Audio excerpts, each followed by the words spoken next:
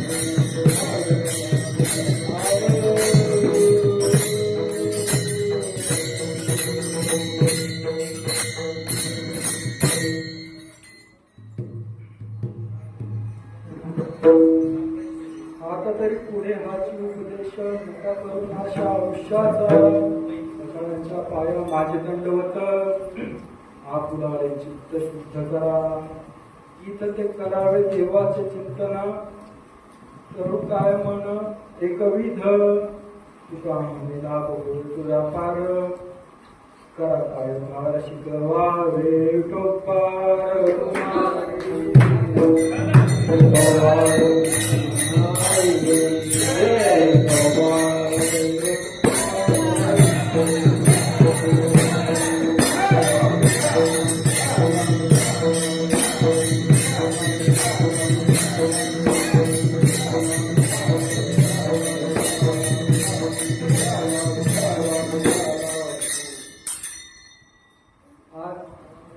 आजची एकादशी आहे त्या एकादशीच्या निमित्तानं माझी कीर्तन सेवा मला परमात्मा पांडुरंगाच्या कृपेने मिळाली, त्याच्याबद्दल मी त्यांचे खूप आभार मानतो. प्रथमतः मी माझे गुरु चैतन्य महाराज वास्कर, समस्त वास्कर परिवार यांना नमन करतो आणि समस्त श्रोतेसज्जनांना नमन करतो. आणि माझी कीर्तन सेवा जी की आजची एकादशी आहे, 215वी एकादशी आहे, ती सेवा मला मिळाली त्याबद्दल विनोदी आहे.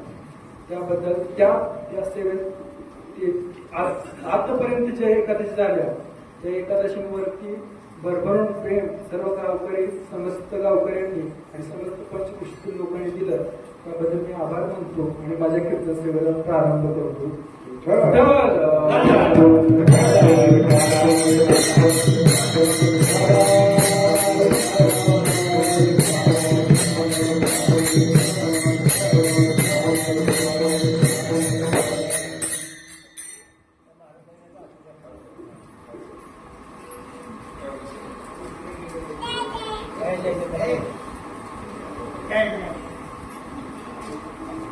काय म्हणतात तुकाराम महाराज आज आपल्याला निवडलेले आहोत की आता तरी पुढे हा चूक पुजेशी नका करून आयुष्य.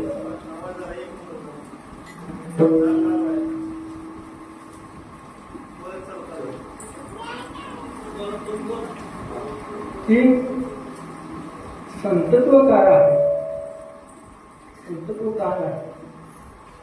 आज आपल्याला आजच्या जीवनामध्ये असेल कोणी आपल्याला थोडस जरी आपल्या विरोधात बोललं तरी आपल्याला विरोध करण्याची सवय आहे, परंतु अशी सवय संतांना नाही. तर ते कायमच आपल्याला कोणी विरोध केला असेल किंवा कोणी प्रेम केलं असेल तरी त्याच मवाळ भाषेमध्ये ते बोलतात. की असं संतांचं चरित्र आहे, अतिशय करुणा असणारं, अतिशय कोणत्याही पद्धतीचा राग द्वेष नसणारं असं चरित्र संतांचं असतं. मग तुकाराम महाराजांच्या आयुष्यामध्ये जो क्षण आलेला आहे त्या अभंग रचत आलेला आहे की ते पुढे काय म्हणत आहे की मी आता तुम्हाला उपदेश करतो आहे, मी तुम्हाला सांगतो आहे की आपल्या आयुष्याचा नाश करू नका. ही संतत्वाची भावना आहे. मग आता तसं जर पाहायला गेलं तर आपण देवांचं आणि संतांचं ह्या दोन बाजू आहेत, त्या दोन बाजू आपण आधी धरूया. म्हणजे देव आणि संत असे आपण दोन भाग करूया. त्यामध्ये देवांची भाषा ही काय आहे तर पाहायला गेलं तर म्हणतात की मी ज्यावेळेस येईल, मी ज्यावेळेस अवतार येईल त्यावेळेस दुष्टांचा नाश करेन, दुष्टांना मारेन आणि धर्माची स्थापना करून सज्जनांचं रक्षण, घोषणेचं रक्षण करेन. आणि परंतु संतांचं काय आहे असं कधीच नाहीये. दुर्जन असो किंवा सज्जन असो ते दोघांनाही तेवढ्याच मवाळकीने बोलतात, तेवढ्याच करुणेचे शब्द दोघांसाठी आहे. म्हणून तुकाराम महाराज अतिशय मवाळ भाषेत म्हणतात आता तरी पुढे मी हाच उपदेश करतो.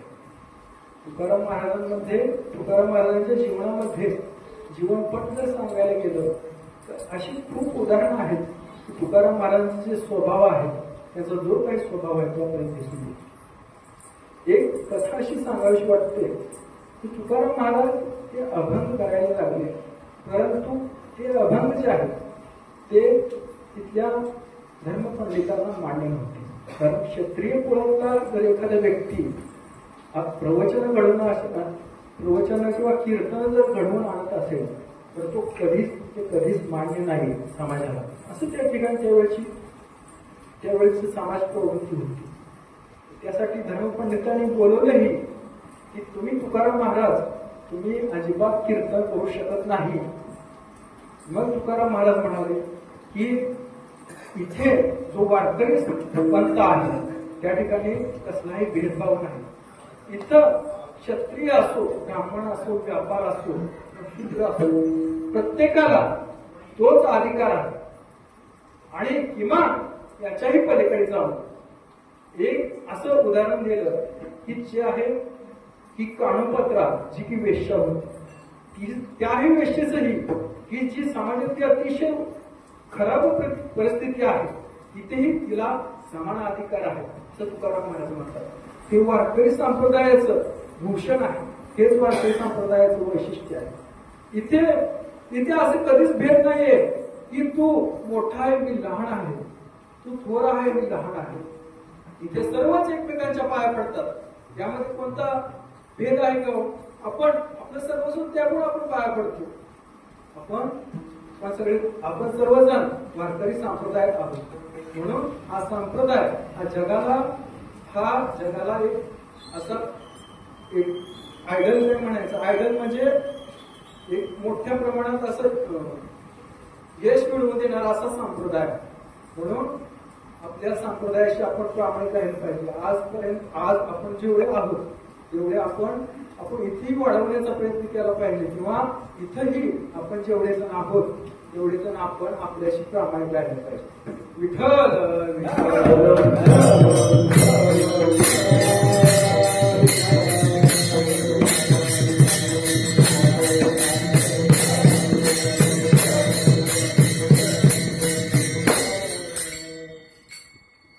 कथा अशी होती की तुकाराम महाराज हे कीर्तन करायचे, परंतु रामेश्वर भट्टांना ते मान्य नव्हतं।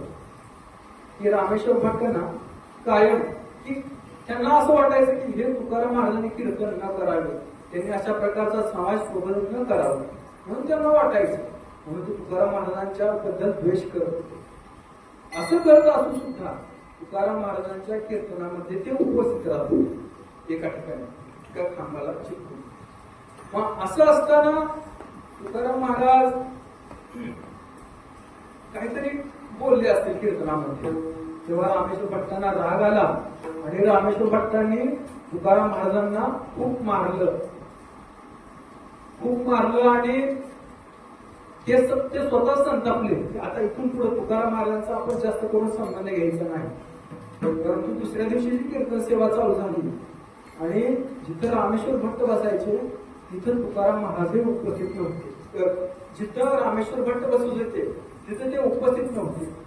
तुकाराम महाराजांना असं वाटलं की आज रामेश्वर भट्ट आले, आज कसं काय की म्हणजे संतत्वाची भावना काय असते, त्या व्यक्तीनं माझ्याबद्दल एवढे अपशब्द काढले असतील, मला मारला असेल, परंतु माझी स्वाच्छ वाणी किंवा माझा जो परमेश्वर आहे मी त्याच्यापर्यंत पोहोचवू शकत नाही असं तुकाराम महाराजांना वाटतं। महाराज हे रामेश्वर भट्टांच्या घरी गेले आणि त्यांना म्हणाले का हो तुम्ही आज आला नाही, तर इथं सांगायचं काय आहे की एवढे मवाळ हे संत वागत असतात।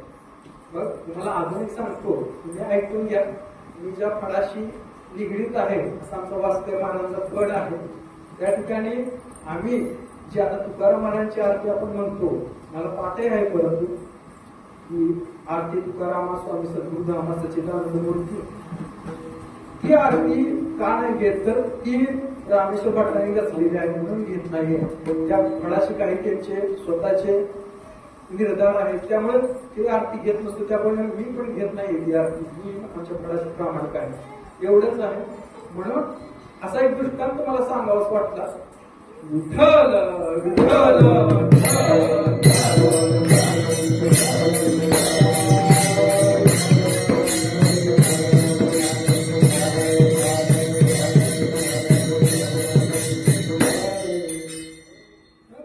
पुढे काय चाललंय तर आता इथे काय म्हणतात की आतापर्यंत जरी तुम्हाला कळालं नसेल की भगवत भक्ती काय आहे, भगवंताचं नामस्मरण असेल, भगवंताचं चिंतन असेल, अजून तरी कळालं नसेल, आता इथून कळालं ना, मग इथून तरी तुम्ही चालू करा।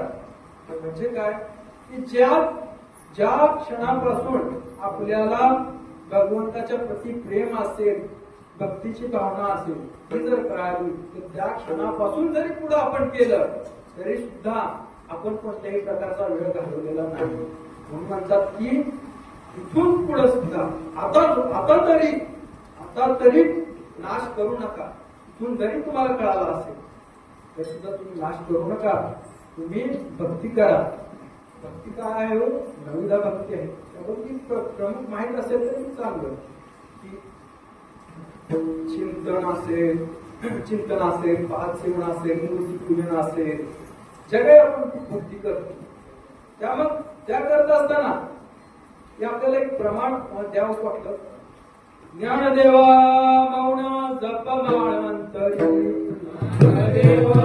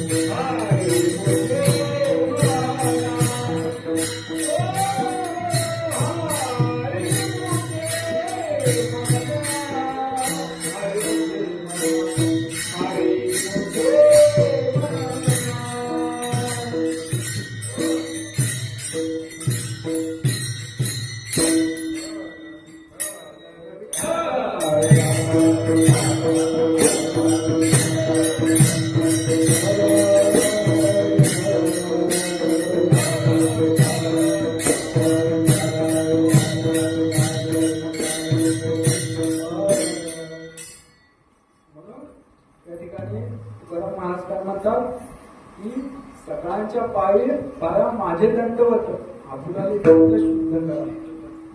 आता इथं काय आहे की आपण एवढे उच्च आहोत किंवा आपण कोणत्या पातळीला आहोत. आपल्यामुळे जर एखाद्या जीवाचा उद्धार होत असेल तर आपण ही नमती बाजू घेतली तर सुद्धा आपल्याला काय फरक पडत नाही. जर माझ्यामुळे 10 जण लोक जर म्हणत असतील, नाम घेत असतील, भक्ती करत असतील तर मी त्यांच्या पाय पडायला तयार आहे असं तुकाराम इतकं महाराजांचं मोठं उद्दिष्ट किंवा इतकं महाराजांची मोठी स्थिती आहे की सकाळच्या पाया माझे दंडवत. आज जगदवंदनीय जगद्गुरु तुकाराम महाराज काय म्हणतात की सकाळच्या पाया माझे दंडवत. आपलं मग त्या ठिकाणी समाजामध्ये जे काय आहे, जे काही चाललेलं आहे त्याच्या आपण बाहेर आहोत हे मान्य आहे.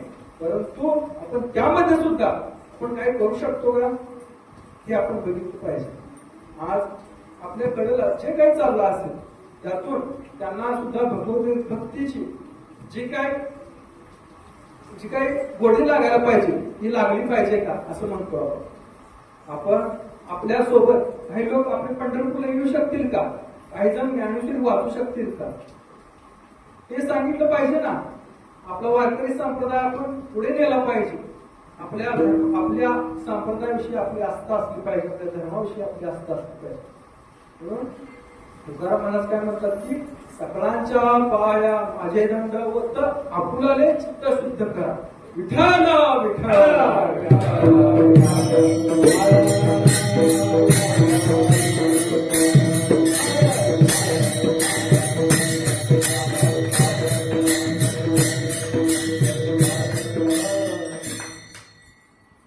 आता आपण दुसरा जो भाग आहे तो कोणता भाग आहे, देवांचा भाग आहे. आपण संत आणि देव असे दोन भाग केले होते, त्याचा दुसरा भाग देव आहे. देव काय म्हणतात की यदा यदा हि धर्मस्य नानिर्भवति भारत अभ्युत्थान धर्मस्य तदात्मानं सृजाम्यहम् परित्राणाय साधूनां विनाशाय च दुष्कृतां धर्मसंस्थापनार्थाय संभवामि युगे. मी अवतार घेईन आणि धर्माची जी ग्लानी आलेली आहे त्याला संपूर्ण या ठिकाणी धर्माची स्थापना पुन्हा एकदा करेल असं देव म्हणतात. देव कसे आहेत, नैनम छिन्नम शस्त्राणि नैनम दहति पावक असं नैनम छिन्नम शस्त्राणि नैनम दहति पावक नैनम वेदयंत्यापो न शोषयति मावक. मग अशा प्रकारेच जे आहे त्या ठिकाणी ते देवांचा देवाने स्वतः अवतार घेतले आणि धर्माचं जे काही खंडन आहे ते केलं. धर्म रक्षावयावतार हे धर्म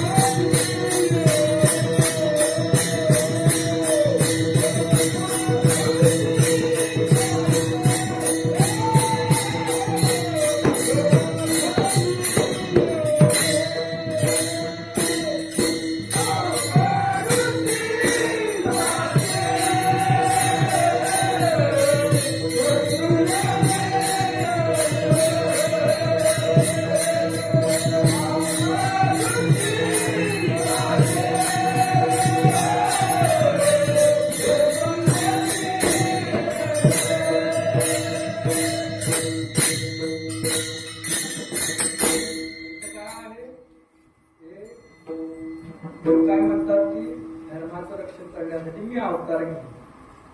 आणि पुढं काय आहे पुढच्या चरणामध्ये की अंबऋषीसाठी गर्भ सुशीले उत्कृष्ट निघालेले किती.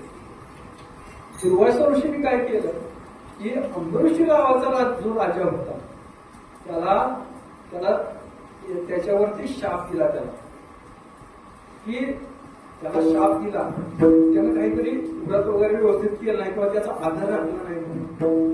मग असे एवढे कारण असतो जो की भगवंताचा परमभक्त आहे अंबरीष राजा त्याला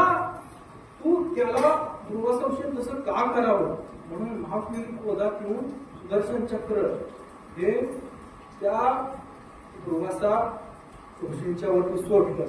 परंतु तो शाप काय होता की तू 10 वेळा हा गर्भयातना सोसशील. म्हणजे 10 वेळा तुला गर्भयातना सोसावे लागतील, तुला जन्म घ्यावा लागला.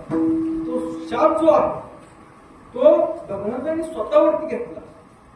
भगवंत या स्वतःला किती त्रास झाला तरी चालतील परंतु आपल्या भक्तासाठी ते काही करायला तयार आहे, काहीही कोणत्याही पातळीवरती जायला तयार आहे. अशी भगवंत आहे. मग काय झालं की आतापर्यंत आपल्याला माहितच असतील आपली कृष्ण जन्माष्टमी असेल, रामनवमी असेल, बुद्धाचा जो अवतार असेल, नरसिंह जयंतीचा अवतार जो आत्ताच झाला, आता त्याची जयंती झाली तो असेल, असे खूप सारे अवतार भगवंताने घेतले की त्यामधलं एक चरित्र आपण कृष्ण चरित्र आज थोडस पाहूया. कारण काय होतं माहित आहे का आपल्या एकादशीच्या आहे त्या सगळ्या रात्रीच्या वेळेस झाल्या. जसं माझ्या बुद्धीला असं वाटतं तसं सांगतो सगळ्या रात्रीच्या वेळेस झालं आणि जे काही आपलं कार्य कीर्तन सारखं असतं ते दिवसाचं काय होतच नाही. म्हणून मी आज कृष्ण चरित्र सांगितलं की माझे ज्ञानोबार आहे एका ठिकाणी काय म्हणतो जो देवकी वसुदेवास्तव झाला कुमारीसाठी गोकुळी गेला तो मी प्राणासकट पियाला पूतने ते उघडता बाळपणाची फुली जेणे मी जाणवी सृष्टी केली करी गिरी धरणी मांडली महेंद्र महिमा जेणे कालिंदीचे हृदय शल्य फेरिले जेणे जत गोकुळ राखिले वासुरांसाठी राखिले वीरांची सतीचे विठ्ठल विठ्ठल विठ्ठल.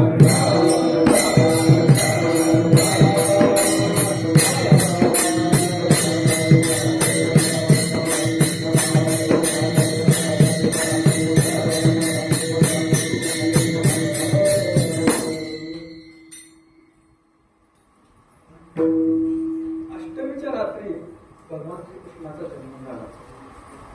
तो मथुरेमध्ये हा देवकी आणि वसुदेव यांच्या पोटी झाला. अशा ठिकाणी झाला की ज्या ठिकाणी कोणत्याही प्रकारची सुविधा नव्हती आणि अशा ठिकाणी ज्या ठिकाणी ते कारावासात होते त्या कारावासातून भगवंतांनी जन्म घेऊन पुढे वाटचाल केली ही मथुरे.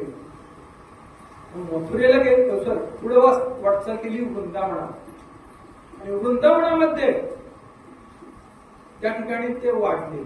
म्हणून काय जो देवकी वसुदेवास्तव झाला कुमारीसाठी गोकुळ गेला आणि पुढचं काय आहे तो प्राणासकट पियाला पूतने येते. तर यामध्ये अर्थ हे ह्या माऊलींच्या ओव्याच्या माऊलींनी 10व्या अध्यायामध्ये विभूती योगामध्ये भगवंताचं जे वर्णन करताना विभूती सांगताना त्या ठिकाणी कृष्ण परमात्म्याची एक विभूती आहे ते भगवंतांनी चलत चलत सांगितली की असं आहे मी कुरुक्षेत्रावरती. परंतु ज्ञानोबरायांनी त्यांचं पूर्ण आयुष्य हे पुढ्या वर्णनमध्ये त्या ठिकाणी सांगितलं. ज्ञानोबराय म्हणजे काय की त्यांनी जी भगवद्गीता आहे जी संस्कृत मध्ये आहे नुसतीच मराठीमध्ये आणलेली नाहीये परंतु त्याला खूप रसाळ भाषेमध्ये खूप चांगल्या भाषेमध्ये की जी आपल्याला पटावी जी आपल्याला त्यातून जी वाचल्यानंतर आपल्याला मन आपलं भरून येईल असं माऊलीने केलेलं. माऊली एका ठिकाणी स्वतः म्हणतात की माझा मराठाची बोल कौतुके बरी अमृता तेने पैजाजी जिंके ऐसी अक्षरे रसिके मिळविना. मग काय म्हणतात की अशी अक्षरे आहेत की जी अमृतांनी गोड आहे. त्या ज्ञानेश्वरीमध्ये माझ्या ज्ञानेश्वरी ज्ञानोबारायांच्या ज्ञानेश्वरीमध्ये लिहिलेली आहे. अशी ज्ञानेश्वरी आपण वाचली पाहिजे. ही जी ज्ञानेश्वरी आहे, जे ज्ञान आहे ते अभेद अशा प्रकारचं आहे. आजपर्यंत आणि इथून पुढे किती जरी ग्रंथ मोठे होऊन गेले तरी सुद्धा ज्ञानेश्वरीला कोणत्याही प्रकारच्या त्याच्या तोडीस ग्रंथ येणार नाही. की मला किंवा सगळ्याला आपल्याला माहित असेल अशा प्रकारचा ग्रंथ आहे. जे पण काही भगवंत कुरुक्षेत्रावरती बोलले ते मराठी भाषेमध्ये रसाळ शब्दांमध्ये माऊलीने केलेलं आहे. मग असं करत असताना त्या ठिकाणी जे काही सांगितलेलं आहे ते सांगत असताना थोडस त्यातही सांगतो की भगवंताची जो 2 वेळा सांगतो फक्त. ऐका यशस्वी औदार्य ज्ञान वैराग्य ऐश्वर्य ते गुणवर्य वस्तीचे म्हणून तो भगवंतू जो निसंगाचा सांगत तो म्हणे करता तू होय. आता इथं काय म्हणतात की ऐका यशस्वी औदार्य यश श्री औदार्य ज्ञान वैराग्य ऐश्वर्य. आता इथं कसं आहे की यश श्री औदार्य ज्ञान वैराग्य ऐश्वर्य हे सगळे जे गुण आहेत ते गुण घेऊन भगवंत हा अवतार घेत असतो. आणि पुढे जाऊन की हे सगळे गुण ज्यामध्ये दिसतील तुम्ही त्यांना भगवंत म्हणा असं माऊली स्वतः म्हणतात. की देवांचं आणि संतांचा यामध्ये फरक करताना आपल्याला असं म्हणता येईल की ऐश्वर्य संपन्न भगवंत यश संपन्न आहे. परंतु संत हे अशा प्रकारचे कोणतेही गुण न घेता येत असतात. परंतु सिद्ध पुरुष हे शेवटी होतात, जगदवंदनीय होतात, जगदमान्य होतात. अशा प्रकारचे जे ज्ञानोबा आहे की ज्यांना समूळ समाजानं वाळीत टाकलं, कोणत्याही प्रकारचं अन्न त्यांना दिलं नाही, अन्नच नाही तर त्यांना समाजानं स्वीकारलंही नाही. फक्त का तर त्यांनी ते जे आहे ती संन्यासाची मुलगा आहे. त्यांच्या वडिलांनी प्रथमतः संन्यास आश्रम धारण केला आणि परत गृहस्थ आश्रमात आले. केवढंच काय ते पाप लागलं आणि म्हणून समाजानं त्यांना कोणत्याही प्रकारचा अंगीकार नाही. अशा प्रकारचं त्यांच्यावरती झालं. परंतु माऊली ते थकले का? माऊली म्हणाले का की माझं जे ज्ञान आहे माझ्याकडे हे मी आता या जगाला का देऊ? असं माऊली म्हणाले नाही. ही संतत्वाची माऊली. म्हणून माऊलींचं जे काही चरित्र आहे हे चरित्र सांगण्यापेक्षा किंवा मला त्यांच्याविषयी कृतज्ञता आहे हे मान्यच आहे. परंतु एक मला असं सांगावंच वाटतं. एकच त्याच्यातला दृष्टांत तुम्हाला सांगतो. विठ्ठल विठ्ठल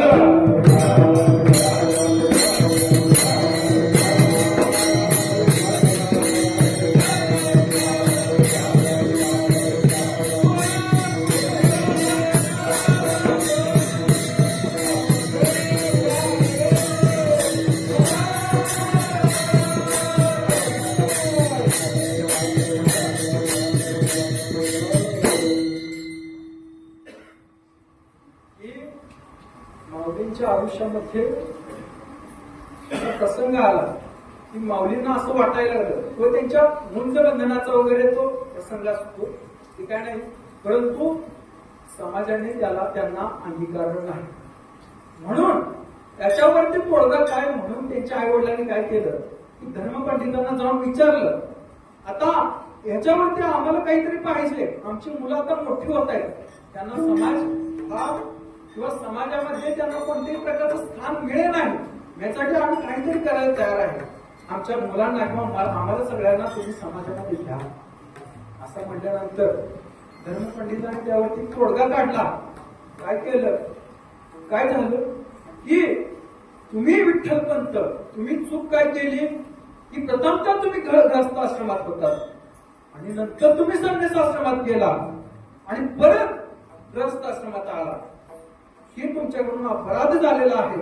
आता ह्या अपराधावरती माफी म्हणून तुम्हा दोघांना म्हणजे विठ्ठलपंत आणि रखुमाबाई या दोघांनाही देहांत प्रायश्चित घ्यावं लागेल. तर आम्ही तुमची मुलं समाजामध्ये परत घेऊ. समाज मला घेईल तुमच्या मुलांना, तुम्हाला कधीच यातून सुटका नाही असं त्या ठिकाणी धर्मपंडितांनी सांगितलं. मग त्यांच्या आई वडिलांना असं वाटलं, जरी आम्ही गेलो असलो आणि जर समाज हा आमच्या मुलांना जर आत घेत असेल, अंगीकारत असेल, आपलंच करून घेत असेल, तर आम्ही गेलेलं बेहतर, आम्ही जायला तयार आहे. म्हणून विठ्ठलपंतांनी आणि तुम्ही मातांनी आपला देहांत करून टाकला. त्यांनी इंद्रायणीच्या डोहामध्ये आपला जीव दिला. परंतु तसं होऊन सुद्धा माऊलींना परत धर्मपंडित किंवा समाजाने अंगीकार नाही. ही खूप मोठी दुःखांतिका त्या ठिकाणी माऊलींच्या आयुष्यामध्ये आहे. एवढं सगळं देऊन सुद्धा जर समाज असं करायला तयार नसेल तर त्यावरती काय उपाय? मग ती ज्ञानेश्वर महाराज आणि त्यांचे भावंड हे धर्मपीठाकडे गेले आणि त्यांना सगळं सांगितलं, आमच्या आईवडिलांनी देहांत प्राश्चित करून सुद्धा आम्हाला तुम्ही अंगीकारलेलं नाहीये, याच्यावरती काय? तर मग धर्मपीठाने सांगितलं की तुम्हाला पैठणच्या तिकडे जावं लागेल. पैठणच्या धर्मपंडितांना विचारावं लागेल, जे की सर्वात मोठे विद्यापीठ आहे होतं त्यावेळेस. त्या ठिकाणी गेल्यानंतर त्याही ठिकाणी माऊली गेली, सर्व भावंडांना घेऊन गेली. त्या ठिकाणी गेले आणि गेल्यानंतर माऊलींनी त्या ठिकाणी रेडा बोलवला, उपदेश केले. परंतु ते उपदेश ते जे काय जिथं केलं ते कशासाठी केलं? चमत्कार हा कशासाठी केला? हा लोकांकडून मला नमस्कार मिळाला पाहिजे, लोकांनी मला वंदन केलं पाहिजे. जर मी एखादी जादू दाखवली तर लोक मला मानतील, अशा प्रकारची ज्ञानेश्वर भावाची भावना नव्हती. कारण अजून कोणी आहे, असे कितीही सिद्ध पुरुष आहेत, ज्यांनी खूप काही करून दाखवले आहे. परंतु माऊलींचं आयुष्य असं नाही, संतांचं आयुष्य असं नाही की मी जर काही केलं तर लोकांनी मला प्रणाम करावा, म्हणून असं माऊलींनी कधी केलं नाही. माऊलींनी केलं कशासाठी? तर जगत कल्याणासाठी. थोडस लोकांनी आपलं ऐकावं. त्यांनी जे काही ज्ञान हे संस्कृत मध्ये मराठीमध्ये आणलेलं आहे किंवा जी काही भगवद्गीता लिहिलेली आहे, जो अमृतानुभव हा ग्रंथ लिहिलेला आहे, जे काही चांगले पासष्टीच्या ओळ्या आहेत त्या समाजाने अंगीकारल्या पाहिजे किंवा वाचल्या पाहिजेत. त्याचं मंथन करून, त्याचं चिंतन करून आपल्या आयुष्यामध्ये त्यांनी बदल घडून आला पाहिजे. याच्यासाठी माऊलींनी आपली विद्या दाखवून दिली, आपले चमत्कार दाखवले. एवढंच त्या मागे माऊलींचं कारण होतं. माऊली उनी माया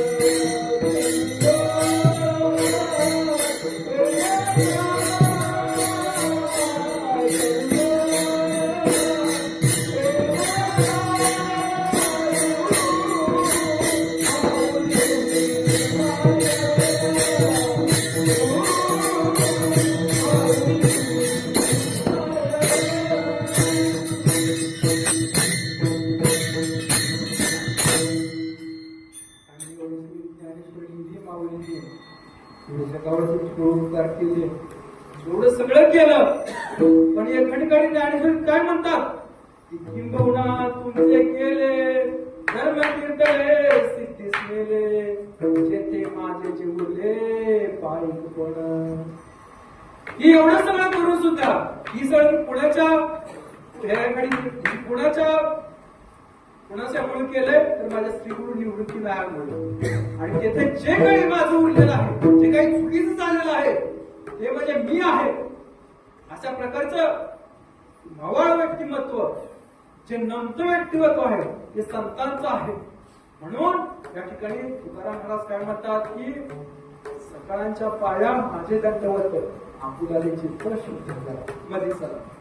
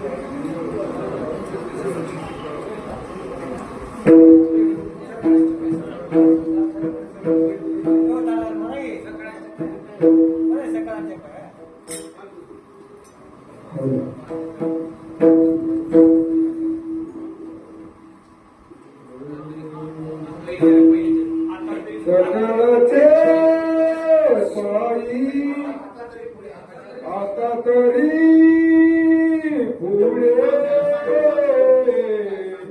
अजी उपदेश आता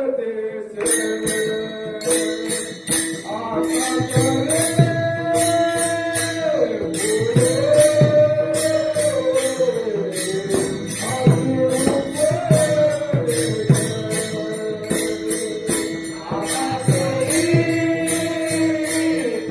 Yeah.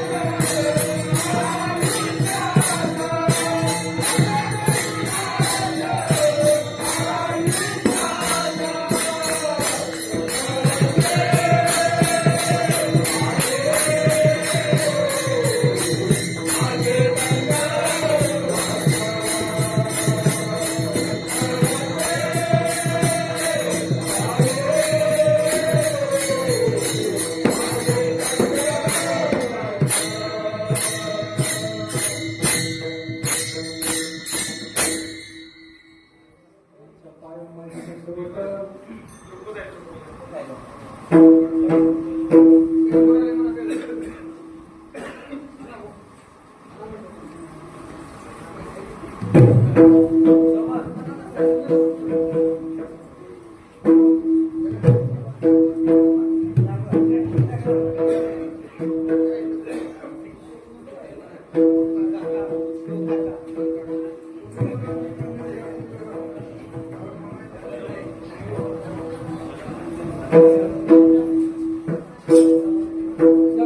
सकाळचे सकाळचे पायी माझे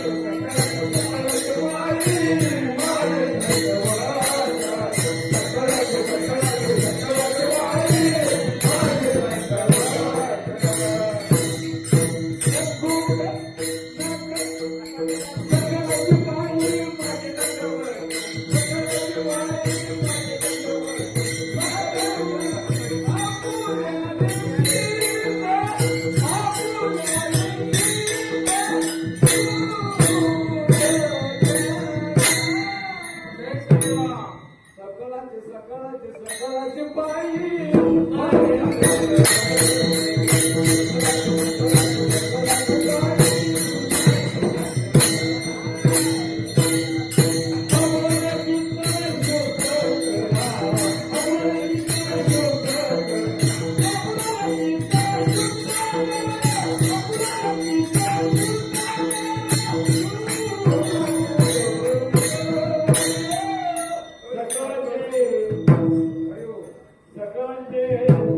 सकाळचे सकाळचे पायी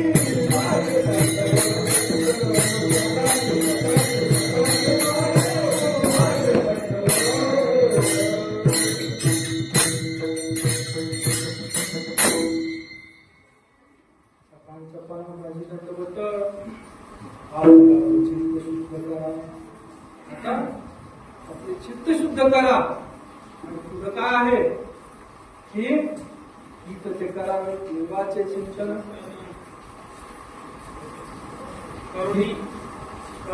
करुणिया म्हण एकूण. आता इथे देवाचे चिंतन करायचं म्हणत आहे महाराज. महाराज काय म्हणतात की देवाचे चिंतन करावे. अहो हे चिंतन जे काय आहे ते आपण तर केलंच पाहिजे, परंतु आपले जे भगवंत आहेत ज्यांचं आपल्याला चिंतन करायचं आहे ते सुद्धा एकमेकांचं चिंतन करत आहेत. रामकृष्ण वाचा भावा जीवाचा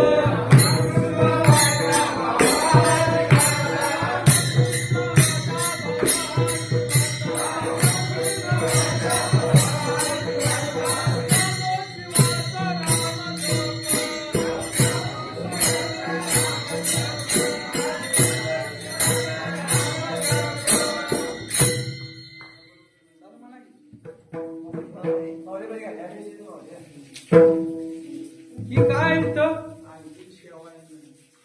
की रामकृष्ण वाचा भावा जीवाचा आत्मा जो शिवाचा राम. इथं राम आणि कृष्ण म्हणतात की आत्मा जीवाचा आणि आत्मा शिवाचा काय राम जप आहे. शिव परमात्मा की ज्यांचं अगम्य असं मोठं स्थान आहे. शिव म्हणजे काय की ह्या विश्वाचा संहार करणारा, ह्या विश्वामध्ये असं एक स्थान की जे स्थान आतापर्यंत दुर्मिळ आहे असं स्थान आहे की ज्या परमात्म्यानं आपल्याला किती वेदना झाल्या तरी सुद्धा ह्या जगाला मात्र कोणत्याही प्रकारच्या वेदना न व्हाव्यात, जग सुरक्षित राहावं यासाठी आपल्या जीवाची तळमळ केलेली आहे. काय झालं की मंथन करण्यात आलं, समुद्र मंथन करण्यात आलं. मग त्यावेळी जे आहे ते एक रत्न जे आहे ते विष होतं. मग एक रत्न जे आहे ते शंकरांनी ग्रहण केलं. तर इथं हे का सांगायचं आहे, इथं मला सांगायला थोडस आनंद व्हायला लागला आहे की आज कुठे जरी बाहेर गेलो आपण की सरळ म्हणतात की दारू का पिता, गांजा का ओढतात. अरे शंकर तर करतात ना असं, शंकर गांजा ओढतात, आम्ही शंकर करतात म्हणून आम्ही काय केलं ह्यात काय पाप. परंतु शंकरांनी विषय पेलय ही परमात्मा स्थिती हे कोणाच्याही प्राप्त करण्याची जागी नाहीये. एखादा महापुरुष तर काही थोडस काय करत असेल तर त्याच गुणावरती आपण ठासून बसायचं नसतं. असे शिव जे आहेत ते शिव या ठिकाणी काय आहे की रामनामाचा जप करतात. ते शिव जे आहेत ते विष्णू परमात्म्याशी बिलकुल जास्त अलग नाही आहेत. आपल्याही वारकरी संप्रदायामध्ये जी पहिली वारी आहे ती कोणी केली तर ती परमात्मा शिव म्हणजे महादेवांनी केली. ते आले त्यांच्या परिवारासोबत. त्यांचा परिवार जो आहे काय आहे, शंकर, पार्वती आणि गणेश. कार्तिक आहेत, अशोक सुंदरी आहेत, परंतु ते तिघजण आले. ते तिघजण हिमालयावरून आले आणि येत असताना कुठे आले तर पांडुरंगाला भेटायला यायचं होतं. ते येत असताना पहिल्यांदा करमाळ्यापर्यंत आले आणि त्या ठिकाणी माता पार्वतीला काय वाटलं की आपण आता इथेच थांबावं, इथून पुढे जायला नको, म्हणून त्या इथेच विसावल्या करमाळ्याच्या ठिकाणी. आणि तिथून पुढे हे शिव, हे महादेव म्हणजे शिव आणि गणेश हे पुढं पांडुरंगाकडे आले. इथं आल्यानंतर महाद्वाराच्या अलीकडे जर आपण पंढरपूरमध्ये आता सुद्धा गेलो म्हणजे आता गेलो तर महाद्वाराच्या अलीकडे उजव्या बाजूला पिंपळाचा वृक्ष आहे. त्या पिंपळाच्या वृक्षापाशी एक मोठं शिवलिंग आहे आणि गणेशाची एक मोठी मूर्ती आहे. त्या ठिकाणी गणेश हे विराजले आणि पुढं हे शंकर हे परत पुढं महाविष्णूंचं दर्शन घेण्यासाठी पुढे गेले. जे की विठ्ठल आहेत त्या विठ्ठलांच्या ठिकाणी त्यांच्या ठिकाणी भेट घेतली आणि त्यांच्या मस्तकांच्या वरती विराजमान झाले. अशा प्रकारचं हे जे रूप आहे पांडुरंगाचं हे कोणत्याही प्रकारचा भेदभाव नाही. कोणत्याही प्रकारचा भेदभाव कशात नाहीये तर विष्णू किंवा विष्णू आणि शिव यांच्यामध्ये भेदभाव नाही. अशा प्रकारचं एकच रूप आहे. तर काय हरिहरा भेद नका करू, हरिहरा भेद नका करू.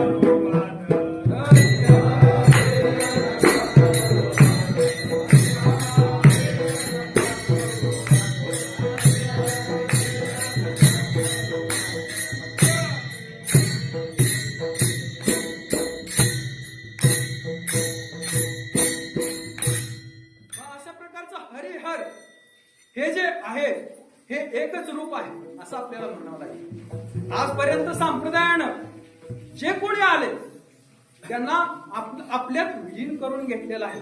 अशा प्रकारचा आपला संप्रदाय आहे. हा संप्रदाय फक्त काही लोकांमुळे चर्चेत आलेला असेल परंतु सर्वांना हा आपल्या झुकत्या मापानं आपल्या ज्या हावभावानं की आम्ही कोणाच्याही विरोधात नाहोत, आम्ही फक्त आपला जो पांढरा जो ध्वज आहे तो कशाचं प्रतीक आहे तर तो शांतीचं प्रतीक आहे.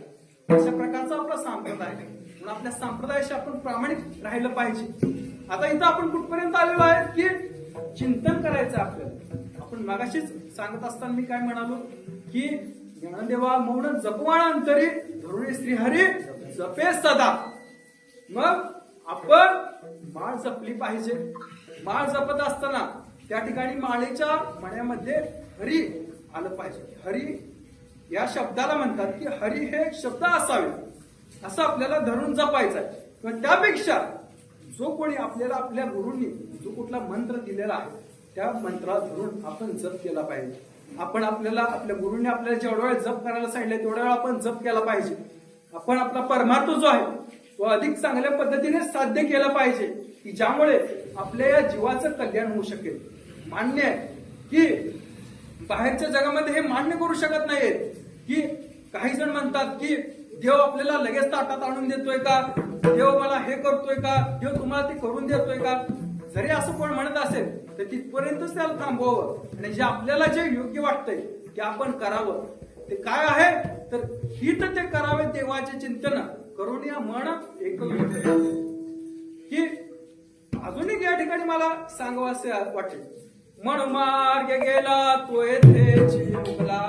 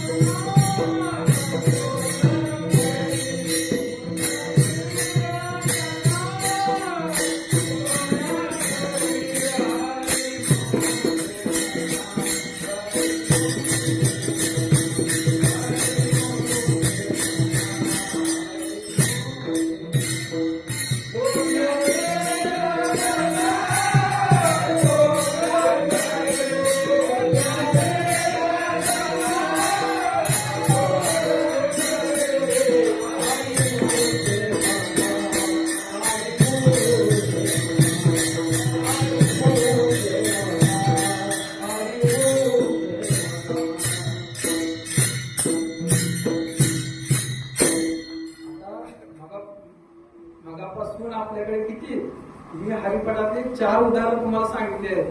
त्या ठिकाणी हरिमुखे म्हणा, हरिमुखे म्हणा. आणि ते काय असेल अजून एक काय की हरिबोला भांडता, हरिबोला कांडता, उठता बसता, हरिबोला हरिबोला एका ती हरिबोला लोकांची बिहत्या काळात ती हरिबोला हरिबोला हरिबोला हरिबोला हरी हरी हरी तुम्ही म्हणाले संकट तेने माया जाळ तुम्ही असं नामाचं महत्व आहे. शिव जे आहे ते नाम करतात रामचंद्रांचं. शिवाचं जे ध्यान असतं ते रामचंद्रावर असतं. एवढंच काय आहे तर जी रामरक्षा आहे ती स्वतः शिव या शिवांनी ही गाळलेली आहे. आणि जी शिवरक्षा आहे ती महाविष्णूंनी सांगितलेली आहे. म्हणजे इतकं आगाध प्रेम आहे. या ठिकाणी थोडस ध्यान आपण मी तुम्हाला थोडस करूया. ध्याये धाजानुबाहं धृतशरधनुष्यं बद्धकर्णासनस्थं कीर्तं वासोसानं नवमदं जलस्पर्शनेत्रं प्रसन्नं वामाङ्कारवसीतां कमलं नीललोचनं नीलदाभं नानालङ्कारयुक्तं जटामण्डलं रामचंद्रम. हे जे आहे ते रामचंद्रांचं ध्यान आहे. रामचंद्र हे आसनावरती बसलेले आहेत आणि ते सीता मातोश्रीकडे पाहतात. आता एवढं आमचं भाग्य आहे महाराज. आमच्या गावामध्ये चांगल्या संतांमुळे आम्हाला श्रीरामचंद्राच्या मूर्त्या मिळाल्या. म्हणजे मूर्त्या आम्हाला रोज श्रीरामचंद्र बघायला मिळतात, आम्हाला रोज तिथे दर्शन करायला मिळतं आणि माझं परम भाग्य आहे. मी जातच असतो, परंतु मला खूप आवडतं ते की अतिशय सुरेख अशा प्रकारच्या मूर्त्या, त्या मूर्त्यांचं आम्हाला प्रभू रामचंद्राचं दर्शन करायला मिळालं असं आहे.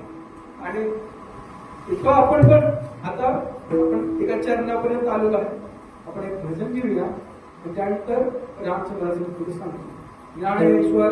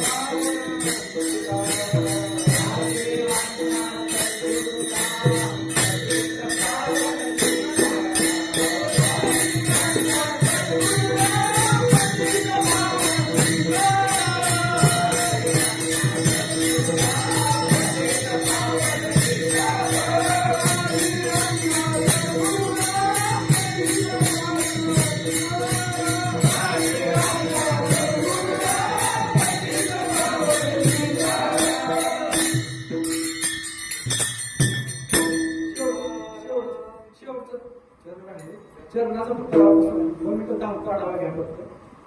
की तुका म्हणे होय सुलभ तो व्यापार करायचं काय फार शिकवावं.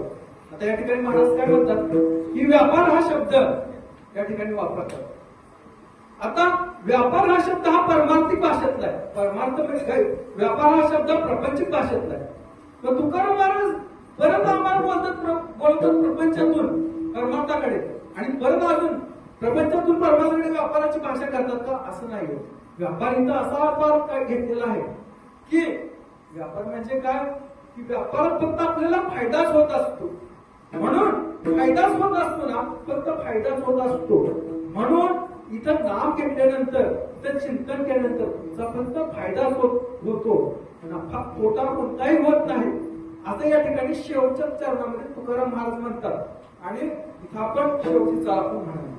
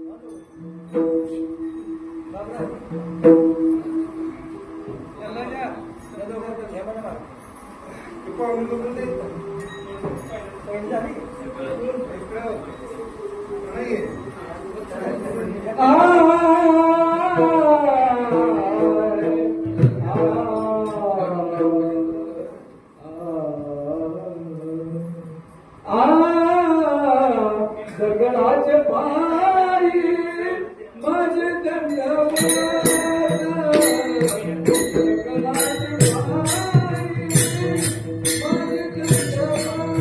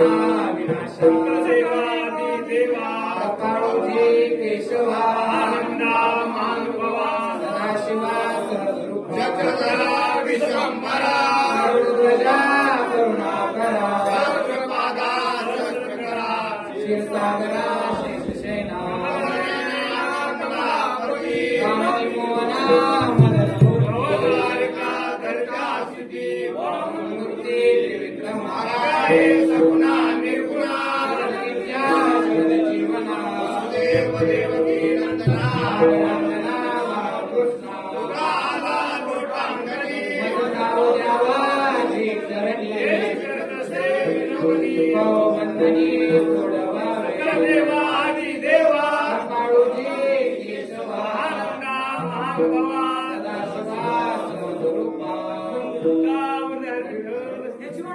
देशवावी माझ्या जन्मोजन्मिका सहस्रवारी वारी कोणी सुधारी अखंड प्रेमाचा संभ्रमण वारी चुकोनी सरी चंद्रभागे स्नान मागे चिरार पंढरीचा वारी विठ्ठल रखुमाय गोपाल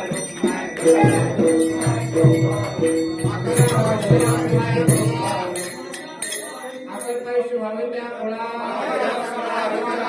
आपणीच माझा लोकोनी काळी संस्काराचा वराला सुराचा